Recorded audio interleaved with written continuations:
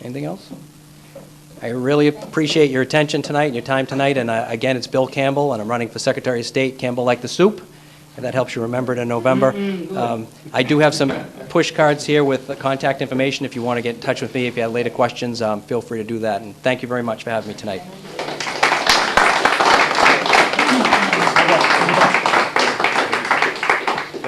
Also with us tonight is Gerry Dembrowski, who's been with us before, but I'm sure would have had some thought from being on the campaign trail for a while. So why don't we and welcome Gerry and see what you've got to, some thoughts and some appeal.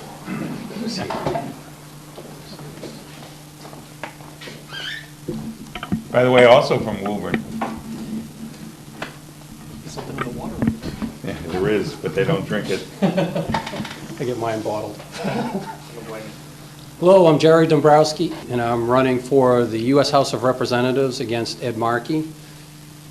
Now, Ed Markey has been in office now for, 34 years? And just think about that number. Where were you 34 years ago? Yeah, well, I was 14 years old. Gerald Ford was president. General Motors was the largest corporation on the planet. You probably all remember the saying. Disco was king. Yeah, it was. But you probably all remember the saying, so goes GM, so goes the country. Rambo was the big movie out there, inspired a generation. 6 presidents later, GM is owned by the government. Nobody uses the saying, so goes GM, so goes the country, because we already know where the country is headed. Pretty much the same way GM is gone. Rambo has stopped making movies, and disco is no longer king. Nobody dances to it anymore. But the thing that is still the same is Ed Markey is still there. We can't go back and we can't change the past, and we can't change his vote on health care. We can't go back and change and prevent him from authoring the energy bills that prevent the American people from developing all of our natural resources, including nuclear energy. We can't go back and change him or prevent him from authoring a cap and trade bill that will destroy our economy. We can't go back to 1992 when he allowed Fannie Mae and Freddie Mac to destroy our economic system. We can't go back, but we can look to the future, and you can elect somebody who believes that Obamacare should be repealed.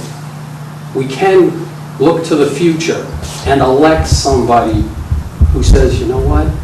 We have all of this resources, natural resources that we can develop. We should be developing all of it, including nuclear energy. France gets over 79% of all of their electricity from nuclear sources. We're Americans. We do everything better than anybody else out there. We should get 100% of our energy from nuclear sources. There's absolutely no reasons why. We have nuclear carriers. Do we see any problems there? Never. France isn't radioactive and it's not glowing green. They have one of the best environments in the world. But we can't do anything about it because of the people like Ed Markey. You can also elect somebody who believes that financial reform should start with Fannie and Freddie. And you shouldn't vote on something just because it has a couple of good things in it. I mean, come on. And when the chairperson says, we don't even know what's in it, or we don't know what it's going to do to you until we pass it. I mean, that is ridiculous. They should have, you don't put out a bill, if it's not perfect, then don't vote on it. Put it back in and make it perfect before you let it out of there. So, what I'm telling you is I stand for all of those things. And what I'm standing here and asking you for is your help. Ed Markey has been there for 34 years. Everything that is wrong with this country has his fingerprints on it.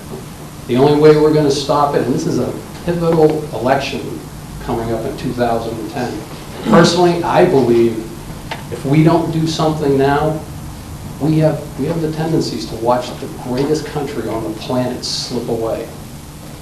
This is your fight, this is my fight. This is your campaign. I'm just at the top of the ticket. I need your help, and we need your help to make phone calls. We need your help to stand out in front of Ed Markey's office with signs saying, this is the guy who's going to knock you off of that seat. We need your help, and the only way he's going to get thrown out of that seat is by you. I can't do it alone. Thank you very much for your time. Thank you very much for your patience.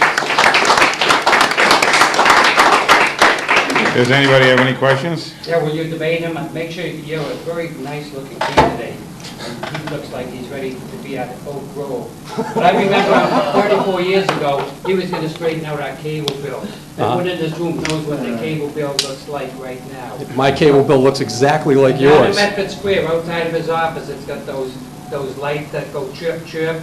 He and his staff tried to turn them off because it was disturbing them in their office, and that was to help blind people cross the street.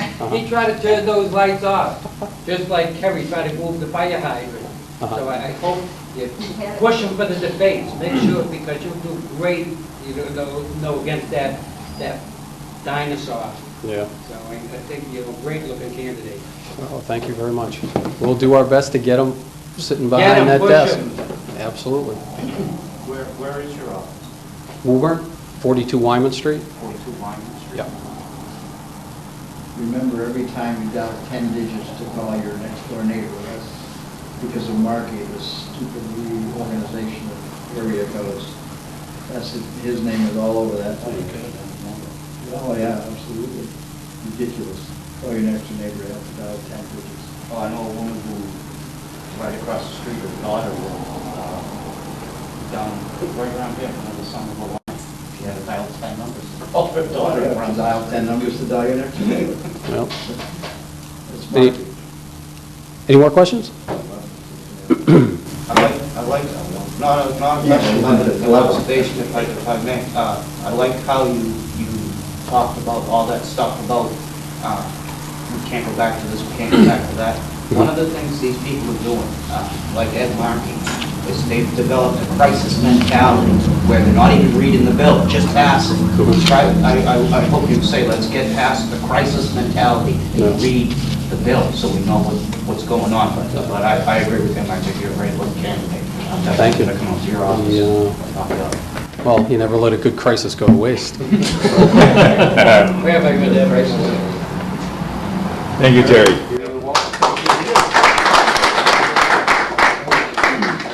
Now that we've heard from a couple of the candidates, it's probably appropriate to go back to what I was saying before. I'm hoping to ask all of you to consider supporting one or more candidates of your choice.